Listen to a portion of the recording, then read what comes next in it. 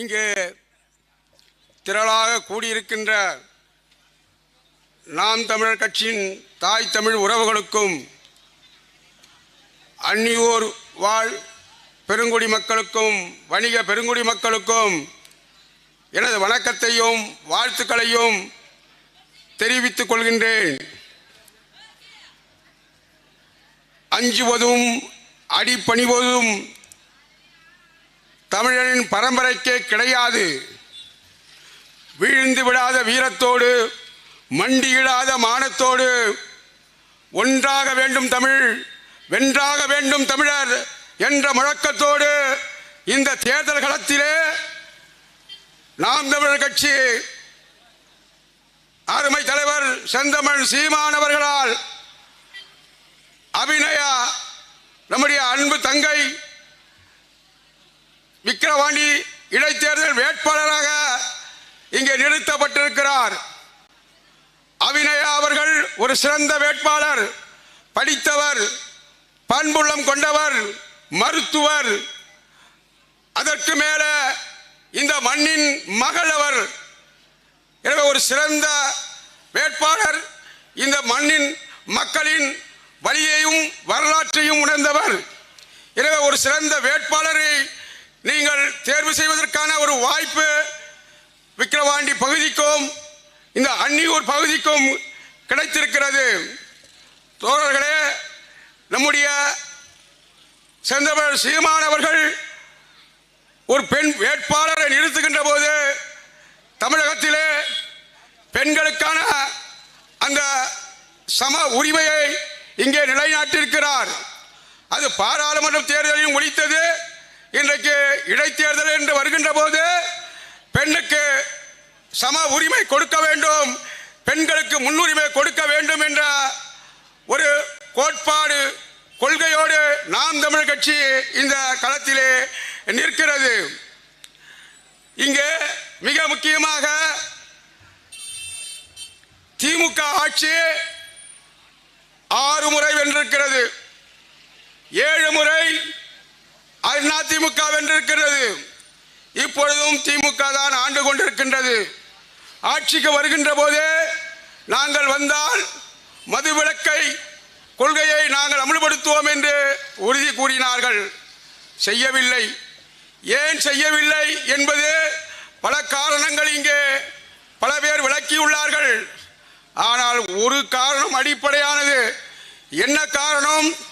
மதுவிலக்கை ஏன் அவர்கள் அமல்படுத்த மாட்டார்கள் என்று மிக முக்கியமாக பார்க்கிறது மட்டுமல்லாமல், மது உற்பத்தி செய்கின்ற சாராய ஆலையையும் அவர்களே நடத்துகிறார்கள் என்று நாம் பார்க்கின்ற போது அதில் உள்ள சூட்சமம் என்ன, அதில் உள்ள சூழ்ச்சிகள் என்ன அப்படி என்று நீங்கள் பார்த்தோமேனால் நம்முடைய மக்கள் என்றைக்குமே சிந்திக்காமல் இருக்க வேண்டும்.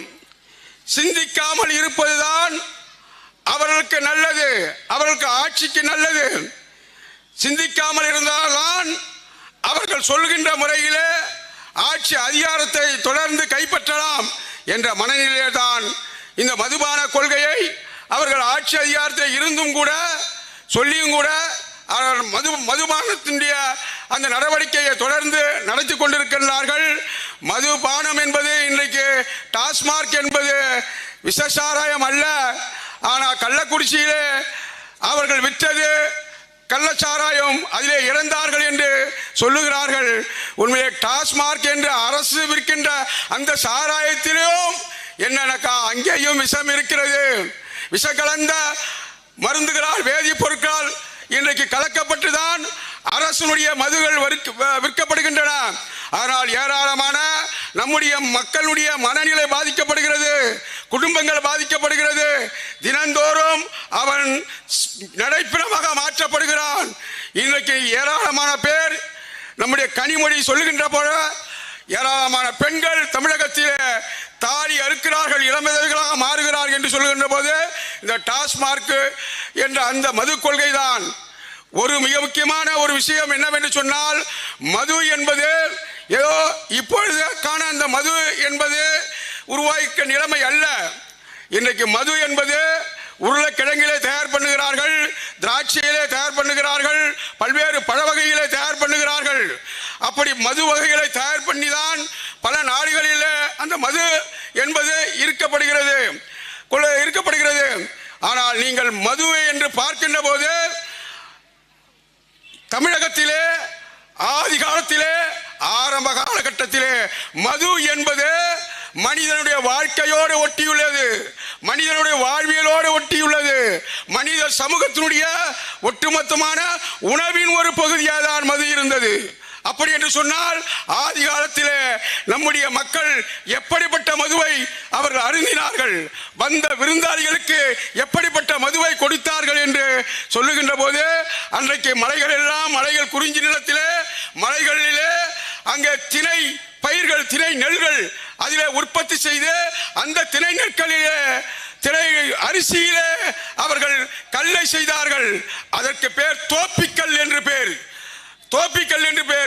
அதுக்கு இன்னொரு சிறப்பான மது கல் எது என்று சொன்னால் பழ வகைகளையும் திராட்சை பழங்களையும் தேன் வகைகளையும் ஒன்றிணைத்து இந்த மூங்கில் குழாய்களிலே அடைத்து வைத்து உள்ளரே வைத்து மிக சிறப்பான மதுபானத்தை தயார் பண்ணி வளர்ந்த சிறப்பு விருந்தினரை உபசரிப்பார்கள். அதற்கு பேர் நரவைக்கல் என்று பேர். எனவே நரவைக்கல், தோப்பிக்கல் அது திணை அரிசியா இருக்கலாம், பலாப்பழம், வாழைப்பழம் அல்லது மாம்பழம், இப்படி பழ வகையில தயார் பண்ணக்கூடிய நம்முடைய மக்கள் ஆரம்பத்தில் தயார் செய்யக்கூடிய பழங்களாக இருக்கலாம். அரிசியிலே உற்பத்தி செய்யக்கூடிய மதுபானங்கள் கடற்கரை ஓரங்களில் சுண்டைக்கல் என்று சொல்வார்கள். எதுவும் எனக்கு பாதிப்பு வராது. இந்த பாதிப்பெல்லாம் மாறாக மக்கள் நல்லபடியாக வாழ்ந்தார்கள், மதுவை அருந்தினார்கள், வாழ்க்கையினுடைய ஒட்டுமொத்தமான சந்தோஷம் மகிழ்ச்சியும் அளிதாக இருந்தார்கள்.